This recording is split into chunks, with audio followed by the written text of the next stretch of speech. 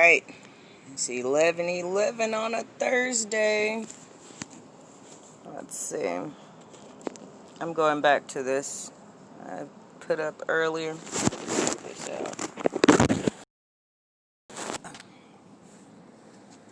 Alright.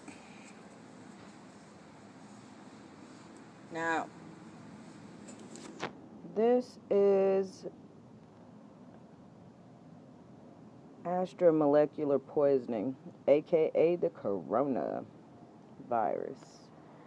What's happening is our natural air molecules. This is a small little portion of it, but you have the helium that sits on top. I've color-coded it for us. Color-coded it and put the electron numbers out so I can show you the bonds of the systems. Okay. And you have the helium on top, which is positive, which with 2 electrons balancing out its house. Now, when it comes to dealing with molecules and atoms, they seek for balance. And when they don't have balance, they're negative, which means they attract to positive. Helium is very hard to bond with because it's already has its electron houses filled. And you usually have to have some kind of hopscotch here, like what we have in hydrogen radioactivity, where hydrogen will hop back and forth into position because it's too unstable by itself, right? Now, oxygen is also unstable by itself. That's why it'll connect with carbon, or it'll be pulled out of this negative link that we call air. That's air. It's the air we breathe. Okay? And our lungs filtered that air because we can breathe this in a number of different combinations, and we can process it through our systems and use it for our brain activity. And we can use it for our brain activity and the functionings of the rest of our body, all the way to our waste, which is uric acid, as far as urine goes. And our poop is pretty much particulates of all kinds of unused atoms. If we're going to go to a molecular level of what poop is, no one cares. Now, our issue is these specks on the earth is our fracking sites. They're going to represent our fracking sites. This is not mathematically to scale, except for probably the air. But the air and the molecular bonds.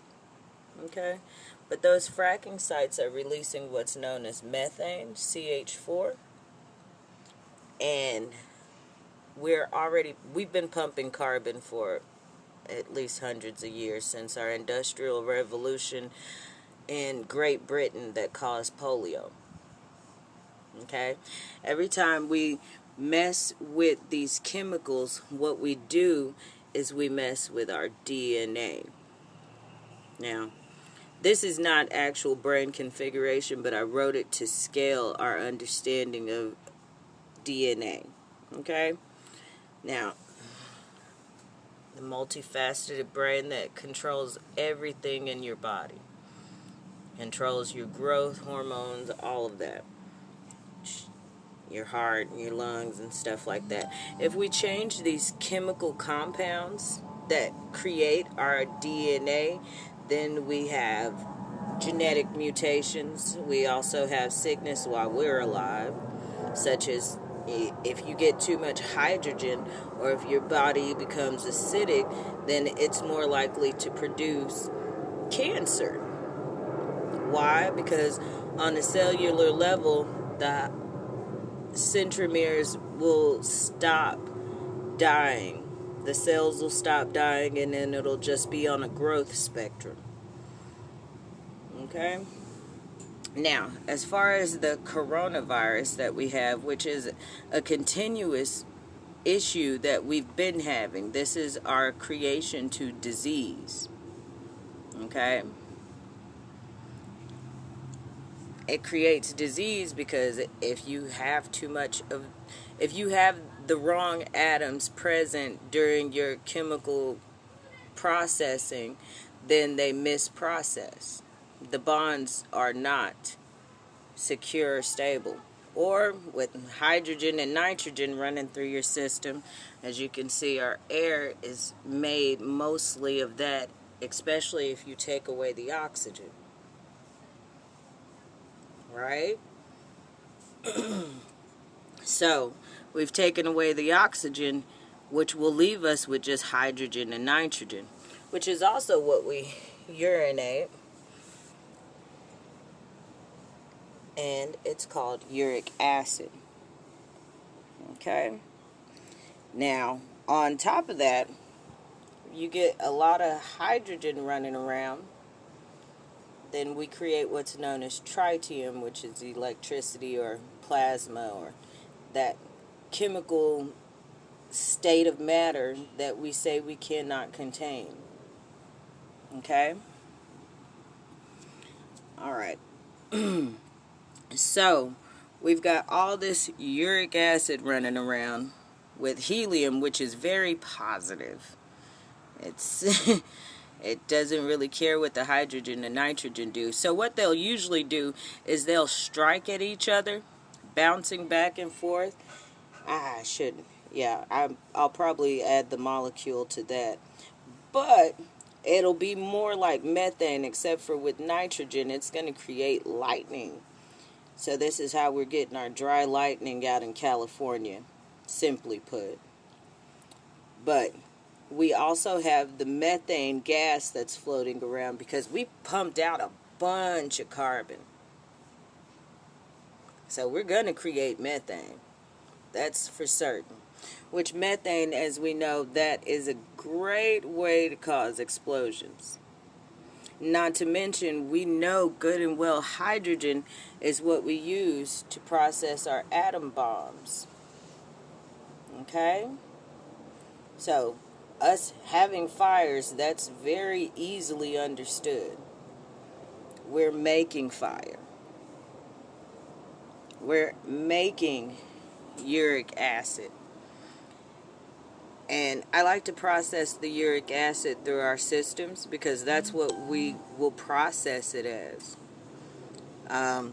As far as the methane goes, that's what our trees and our anything that can be burned, it's processing. You know, especially our forests, because hydrogen really wants to balance out with oxygen and create water. So where there is water or where there is oxygen, you're going to find hydrogen, and it's seeking to bond. It's trying to tear away its bond with nitrogen, and it seeks balance. And that's hydrogen wants to be neutral. This is the most neutral composition in the entire periodic table. Most neutral. This is considered neutrality, right? And that's pretty much what all the chemicals want to do. They want to be as neutral as they can be. All right? But we process this through our body. Okay? We breathe in this, which is the air, and we filter it through the lungs, and we pump it to the heart. All the excess goes through our liver and digestive system. We process the nitrogen on out with the oxygen into our kidneys. We filter that out till we have just the byproduct. Right? All right. Now, when we breathe that in, our heart is pumping it to all of our organs because the oxygen helps it do the stabilized, stabilized processing. Basically, it bonds in such an explosive manner that it's this is how our body is fueled.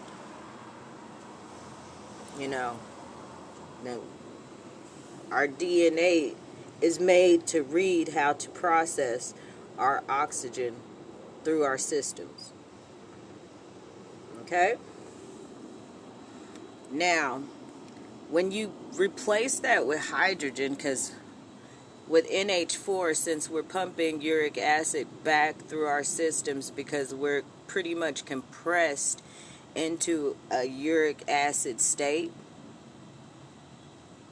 or conditioning through our Geocorona, our encapsulation, okay, then we will experience lesions in certain areas, like where the hydrogen is trying to bond with the oxygen in our lungs, and, or like when it's being pumped back through our blood system into our heart, through our digestive system at heightened levels, and the liver, of course. I mean, you can get those lesions anywhere. As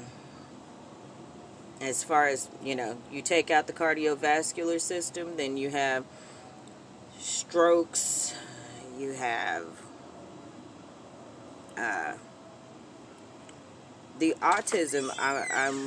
I like the discovery of it through this level of understanding, just due to the fact that autism, I see it as hydrogen deflection, because it's where their minds no longer do the processing with hydrogen, because it's noticed the imbalance, and so it pushes the hydrogen out without understanding the new processes. That's just how our brain would process without using the hydrogen, because hydrogen and oxygen are both, it's like, I'm missing the word. Ugh. Okay, but in our body, it's not that it's explosive, it's not that it bonds quickly, it's that hydrogen carries out our nervous processes with its relationship with oxygen, which gives us a very high-speed connection of, what is it? It gives us a good connection with just getting our homeostasis, our balance of just breathing, eating, and taking care of our organs to continue life. So, but we're passing it along to our children, and we call it genetic disorders and stuff like that. But it's really on a small level of basically what we've been doing to ourselves. Okay?